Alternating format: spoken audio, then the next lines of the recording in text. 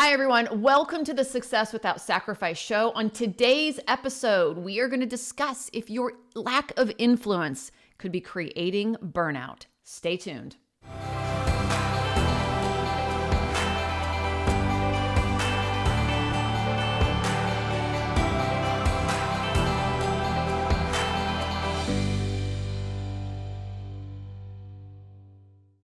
Hi, everyone. Welcome back. All right, today's episode is going to be a good one. We are talking about influence and if your lack of influence, if you don't have this dialed in, how this can lead straight to burnout. So my name is Kate Byers, the founder of the Good Life Institute, and I'm here with Jadine Cleary, our Director of Performance Coaching. Jadine, welcome. Glad to be doing the show with you today. Yeah, me too, Kate. Let's teach our women how to end whack-a-mole.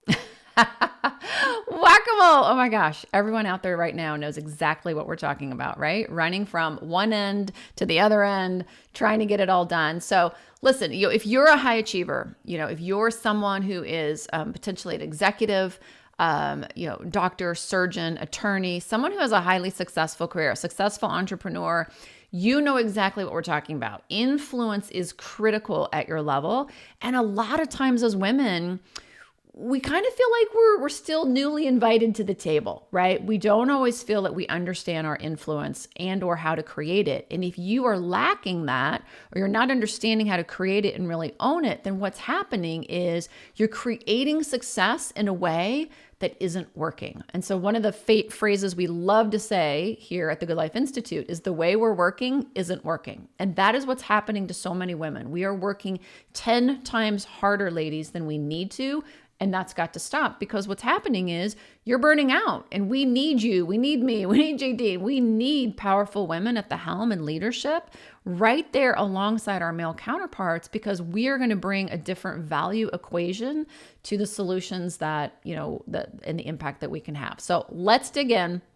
The very first thing that I want to cover, which is really, really critical and important, is something that we call train your DNA. Now, I don't know about you, but I have been an overachiever since probably birth. But ever since a young age, I can remember, getting A pluses and A plus pluses on every paper that I ever wrote all through grade school. I was always someone who worked from a very young age, and I didn't just sort of get the job done. I was always looking to improve the job, like our clients and myself and all of us in our coaching team, we always laugh because if any of us go to the beach, right? We're going to go to the beach and we're going to lay on the beach for a few days on a vacation. Day one, we might lay on the beach, probably sleeping. Day two, we're going to lay on the beach, probably starting to look around and go, all right, this is getting a little boring. And by day three, we're probably planning like how we could improve the beach, how we could build skyscrapers on the beach, how we could make it even better. So my point being is that we have this DNA inside us that says we're just not satiated with, the status quo. We don't want to do just good enough. We don't want to just go to work, earn a paycheck, come home and, watch the telly or whatever.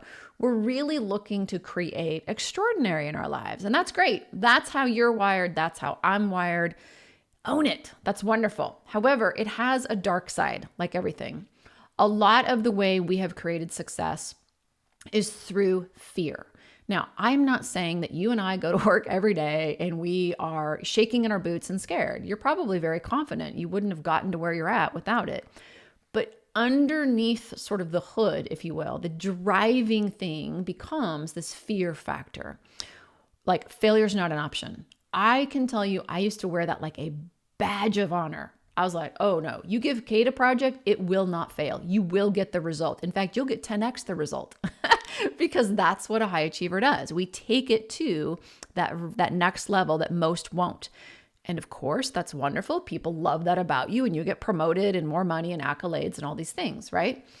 But the downside of that is what it takes to constantly be 10xing everything that you do. And this fear of if I don't do it that well, I will, lose my job, lose my reputation, lose out on choice assignments, be devalued, not be seen as loyal to my firm, my company, the hospital, whatever. And so when you have this high achieving DNA, you have to understand when to leverage it and when to train it. And when you get into the senior levels of your career, when you have created success, your life looks amazing on paper. Now you're in what we call the slippery zone, the danger zone, because all of this hard work that's created this success has not given you a green grassy field where you just eat bonbons all day long and then get to enjoy your success. What it's created is this huge trap where your family gets to live your success, your bank account looks great, your car and your house and all these things look amazing, but you're so busy creating the success, you're not actually able to live it. I used to tell my husband, I was like, I feel like I provide the success for everyone else, and I'm just watching on the window outside the house while everyone else is having a grand time, and I'm sleepwalking through my life because I'm so exhausted. So when we start to train our DNA, what we're doing is we're understanding success does not require suffering. Success, despite what our culture will tell you, does not mean that you have to sacrifice your life in order to be successful. What you want to start looking at is, look, failure is part of the equation. I am going to do everything I can to avoid failure as an executive, for example, but failure is going to happen, right? It is going to happen. My team's going to make mistakes. I'm going to make mistakes. Challenges are going to come across the industry, across our societies. All these different things are going to happen that we're not ever going to be prepared for, and there's going to be failures. So when you start to train your DNA to look for failure instead of fear it, you're just looking out for it, you're mitigating it, and when failure happens, you instantly go, oh, got it. This was a failure. I own up to it. No big deal. I move straight through it. Everybody's fine with it. But as women, we are so scared of failing because we're still kind of so new at having this place at the table that we are killing ourselves to not have any failure points. And in effect, what we're doing is we're just burning ourselves out. It's like, great, you're gripping the proverbial table instead of just sitting there, owning it, and enjoying your life. Right? Yeah, Kate, it's such a common issue that we run into with our clients is they are terrified of doing things differently. And in fact, when we start to teach them, you know what, in order to stretch to do something new, you need to learn a new operating system. And part of their first fear is, but that means changing who I am. And I don't know how to do that. So it completely means changing their identity. So the way we need to start to help them to get some grip is for them to be able to understand when we shift your identity from being this person who's always available and who's always doing the work to more understanding what is your true value at that table. When you're clear on what your true value is, then you can be clear on how do I leverage this value. So that means being able to make decisions between, do I do this thing or do I do this thing? So in order to feel more comfortable making that leap, we need to redefine the win. The win isn't just doing everything that's been given to us. The win is being crystal clear on what's the value I bring and ensuring you're doing the $300 or $1,000 an hour work and not the $10 an hour work. Absolutely. Yeah, absolutely. And I think, think about it this way, ladies. It took me a long time to realize this because when you've sort of dialed in a formula for your success, keep in mind that what you've dialed in, I don't care what industry you're in. I don't care if you are in 24/7 management consulting. I don't care if you work in a global organization where you've got, a team in Asia Pacific time zone and another team in, I don't know, Latin American time zone. If you're working across time zones, I don't care how challenging the situation is. All of that can be navigated, I promise you, with so much more ease when you understand how to leverage that DNA and really train it, just as we're talking about here. But think about it this way. So the way you've created success, let's say we're all, what do we want to be? Let's be basketball players, right? So we're all basketball players. We've learned how to dribble the ball, and we're better at dribbling the ball than the average kid who comes up to the basketball court, ladies, right? We're going to take extra shots. We're going to make more of those shots. We're really dang good at playing basketball. But now you get invited to play in the big leagues. You get invited to play in the NBA. Okay, guess what? If you can't take your same self into the NBA. You can't. You have to learn to be a new version of you to survive and thrive in the NBA. Now, could you play a season in the NBA? Sure. Could you make some baskets in the NBA? Sure. But are you going to thrive in the NBA and be like, okay, I now know how to thrive at this level? There's no way. You have to upgrade, like Jadine is saying, your operating system. So, how you operate, how you approach practice, how you approach the game, how you dribble the ball. You have to change your mental game. How are you mentally going to prepare yourself for the NBA? How many of you out there, I never knew. Nobody ever said, hey, Kate, you're an executive. You got to prepare yourself mentally different for this. Nobody told me that. I was just like, what do I do? Do I need a new spiral notebook? I just like knew, do I get to go to new meetings? I knew that. And they were on the executive floor. That sounded fun. But nobody said, like, Kate, you're going to have to upgrade your emotional and mental self. And this is what we're talking about when we talk about training your DNA. Again, everything starts within you. And this is not a bunch of mindset rah-rah where you got to go stand in the mirror and do positive affirmations. Like, this is your biology. You have to evolve your biology. We're creatures that live in homeostasis, and we want to stay in our comfort zone. So it's okay to want to stay there, but you're not going to get the result of having a big life and a big career. So you can have a big career and burn out if you don't change, or you can give up your big career and have a wonderful life without your big career. But if you want both, you are going to have to grow past the point that you've already at. And that's going to be key. And it starts with this biology and the psychology of understanding your own success, high achiever-ness, right? And it's a theme, it's a pattern that we see in all high achievers. So training your DNA is crucial. Like, we'll have women who say to me, Kate, oh my God, like, let's just say my background's marketing, right? And so we'll say, oh my gosh, you know what? I thrive as a marketer, but I've now been given responsibility and I'm head of marketing and sales. I don't know how to run a sales team. I've never been in sales before. And now I'm going to have to prove myself. I'm going to have to really show that sales team that I know a lot about sales. Or they'll say, gosh, I came from the insurance industry and now I'm going into packaged goods. I'm going to have to really show my team that I know a lot about packaged goods, and they'll be working every weekend until midnight, like trying to research this new industry. And I'm like, what are you doing? Like, stop, ladies. This is the whole high achiever. I got to prove myself, got to prove myself, got to prove myself. Stop, no, never. You are valuable for who you are. And so retraining your DNA says, what is going on with this all or nothing madness? What is going on with this always having to prove myself? Why am I thinking that failure is not an option? Of course I'm going to make mistakes and have some failures or say some things that, are not exactly brilliant at all times. I'm new to this industry, but I didn't get hired in to be brilliant at this industry. I got hired into this industry because they want my outside counsel. They want my outside perspective. Like, you got to lean into who you are, like Jadine is saying, but it starts not with an external strategy. Like, a lot of women will say, well, Kate, what are the fancy words I'm supposed to say to put a boundary up at work? Or what are the fancy words I'm supposed to say when my boss wants X and I need to recommend Y? And I'm like, it doesn't start with the fancy words. I can give you a communication framework all day long. You can go to any executive coaching company and any leadership development company and get communication frameworks. Like, those are like dollar for nothing. You know what I mean? Like, you don't need another communication framework at this level. Most of us have had that training, or it's easily accessible on Google. What you need is to shift how you see yourself in the equation.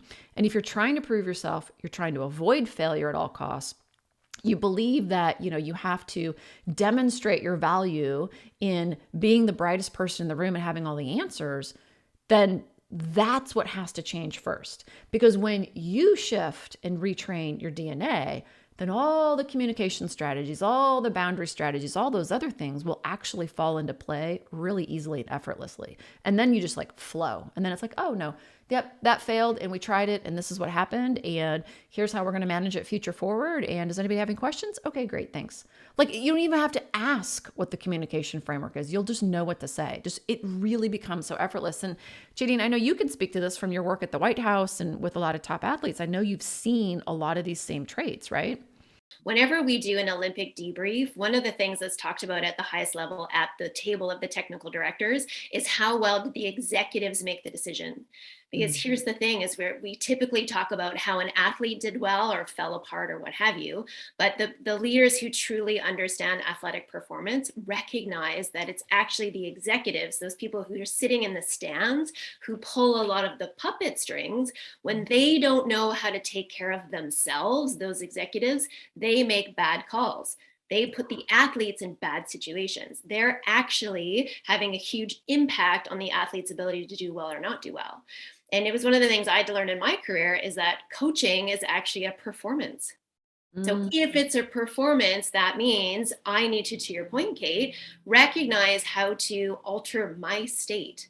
right. And that me having myself together so that I could see with clear eyes and actually make smart decisions, that created the ripple effect for my athletes either to do well or to not do well. And just a cognitive frame. The challenge with a cognitive frame is it's too flimsy, it's too two-dimensional. So to your point, when we take training that we've done, communication, or here's what I need to say, but if it's not delivered with conviction from somebody who's in the appropriate state, Mhm. you'll never remember it, and two, it doesn't land. So it actually Right. doesn't even have impact or influence. Absolutely. Absolutely. So, and I'm glad you said that, because I wanted to wrap up that first sort of that first strategy that everyone needs to understand. So the art of influence isn't a title. It's not a paycheck. It's not that everyone loves you, or like life's just effortless and you always have these like, amazing, charming words to say that make people do what you want. That's not influence. Influence is saying, who do I need to become to be influential? And the first thing you have to become is more aware of this high achieving wiring, and that you have to train it now at a new level. Because let's just say the subconscious training that you've had so far was something that got you to this point, but it's not going to help you thrive here. So again, you may get that one game or that one season in the NBA, but then they're going to kick you out of the NBA at the end of it. You're either going to lose your job, lose your influence, lose your credibility, or lose your mind, which means you just burn out, right? So the very first thing you have to do is influence is about who you're becoming, and that starts with training your DNA. Now, the second step that you have to do, it's an absolute must, is you have to understand that more than likely, most of us have created our success by being mules. And there's this wonderful story, you can like a fable, you can look it up, it's great, like the magician and the mule. And the mule creates value by every day the mule gets up, goes to the farm, plows the field, goes home, and gets paid for what he does. Okay? The magician, she gets up every morning, goes and sees where she can provide the most value, sprinkles a little magic dust around here and there, and gets paid for who she is. Right? Doesn't mean that she's not getting some outcomes. Obviously, she's getting outcomes and results when she's sprinkling the magic dust, but it's who she is. It's how she's walking into the room. It's the solutions that she's bringing. It's the challenges that she's creating. It's the people that she's bringing together. It's not her sitting on her laptop all night long, researching her industry, researching the next solution, doing all the work, redoing her team's work, gnashing her teeth through 75 different decisions because she second guesses herself the whole time. That's not a magician. That's a mule.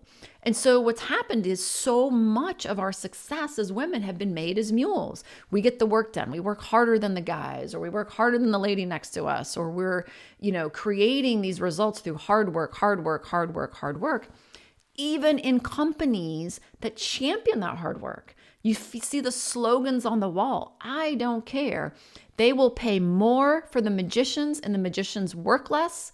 They have greater impact, and they are highly valued, because people don't know why they love you so much, but they know they do, because when you walk in the room, you're able to see problems.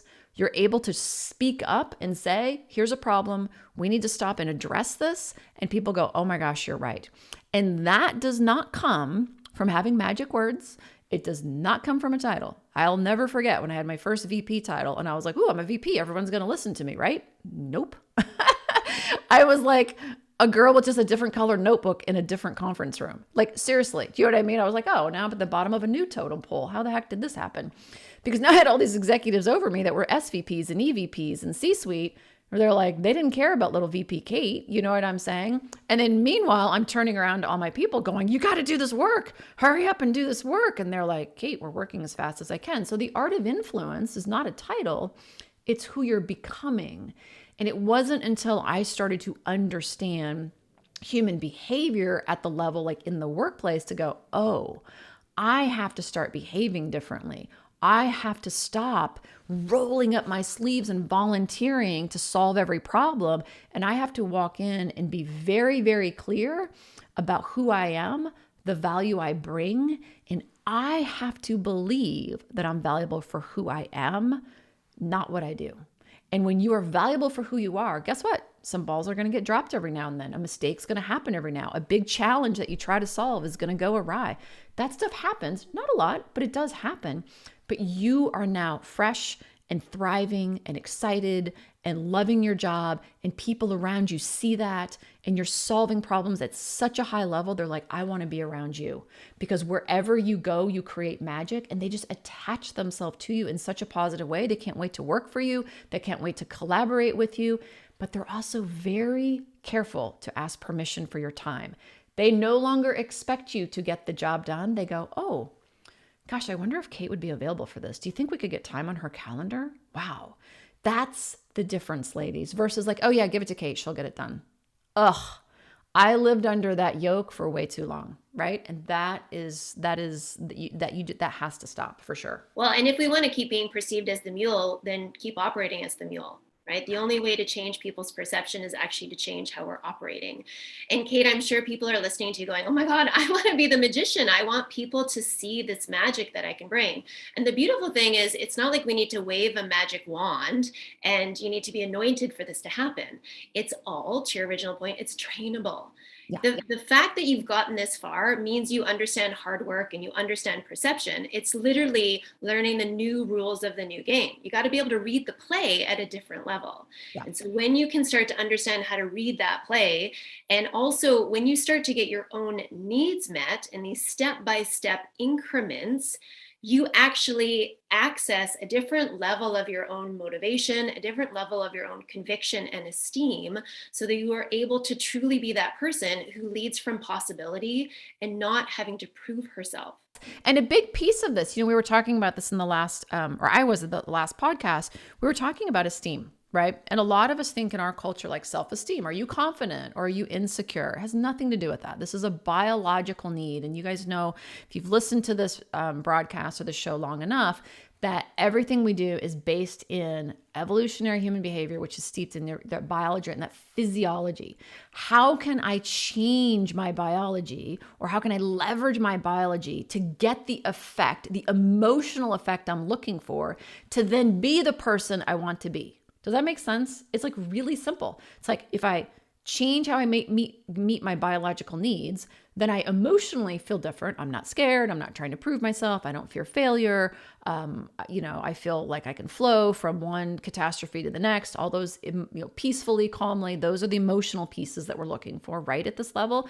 And then I can show up and solve for problems and deal with these things in different ways, put up a boundary, tell people I'm going to miss the meeting. I'm not taking that business trip, and I don't freak out about it. It's just like, yep, can't take that business trip. Yep, that problem tomorrow. We'll get to that problem that just came up at 5:00 when I was getting ready to walk out of the office.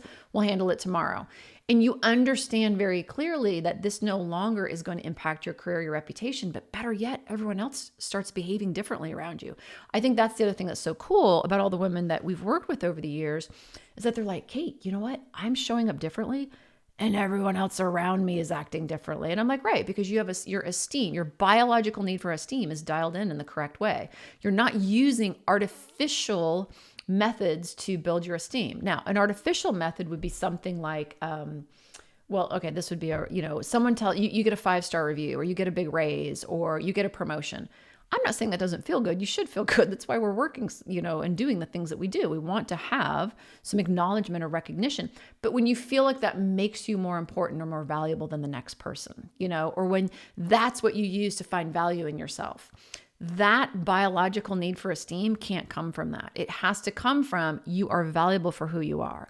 And when that is like absolutely, you've got such certainty at that from inside of you, it does not matter what blows up in front of your face or who is upset. You got it, you handle it, you move through it, and you no longer second guess yourself, fester, go home at night freaking out, have to call everyone and yell at your kids and everything else that just makes us just, not enjoy our lives. You're just like, yeah, it was a tough day at the office, but now I'm home. Let's go play Legos, or I don't know, like whatever you like to do. Let's go jump on the bike and go get some exercise. So it's that esteem piece that's so essential to this equation too, right? Knowing that you're valuable for who you are is rooted in that biological need for esteem, and you wire that in good. Now it takes some time. There's no magic pill here, ladies. Like, I am not like, if you're expecting to listen to this one episode and be like, okay, got it.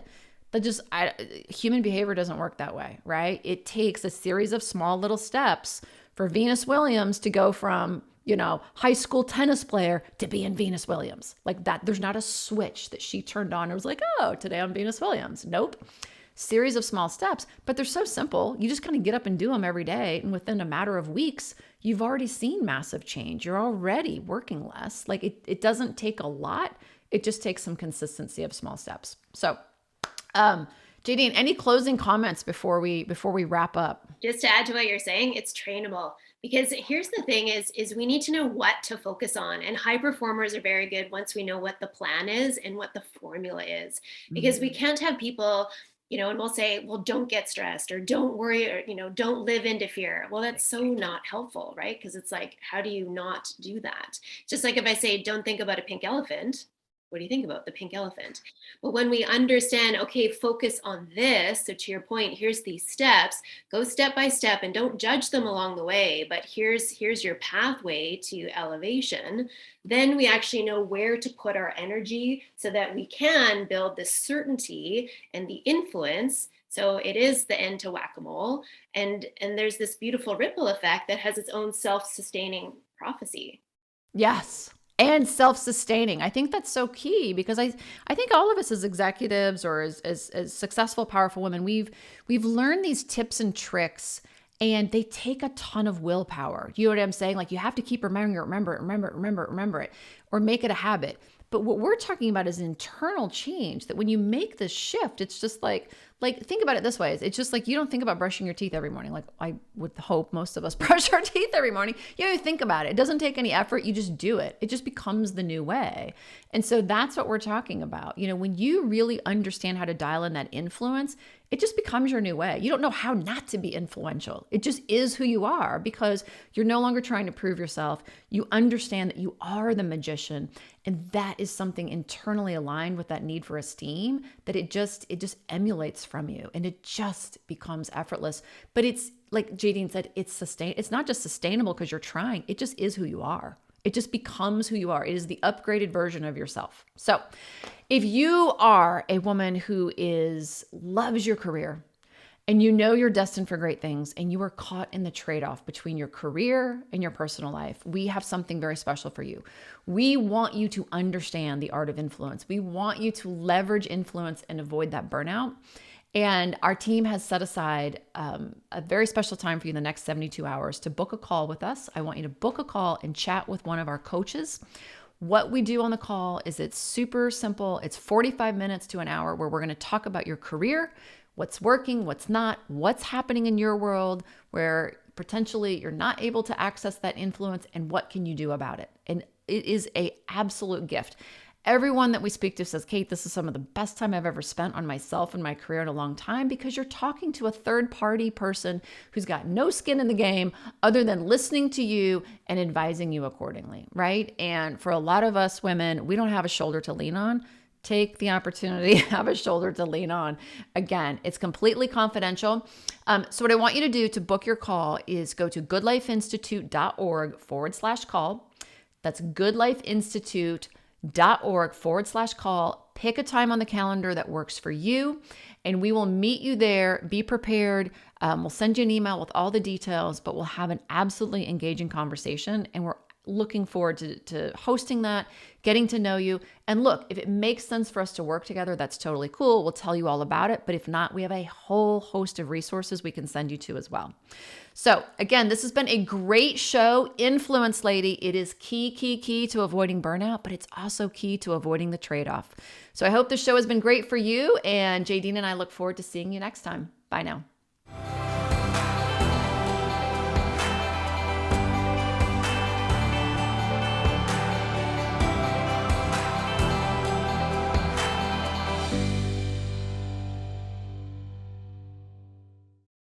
Hi, thanks for tuning into today's show. If you want to subscribe, you can do that by clicking the little picture of me over there. If you want to book a breakthrough call, which you absolutely should do, you can click the button below or go to goodlifeinstitute.org/call to book an appointment to speak to us. I'll see you on the next show.